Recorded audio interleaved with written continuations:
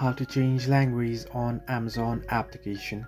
Hello everybody, welcome back to my channel. This is me, Pin Misnet, and today I'll guide you on how you can change language on Amazon app.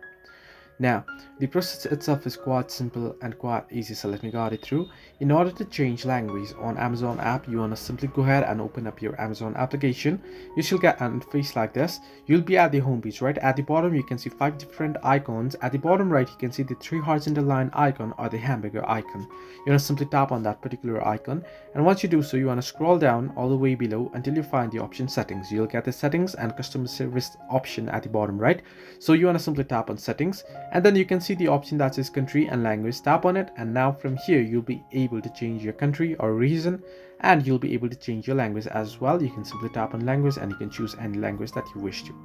So this way you can change language on Amazon app.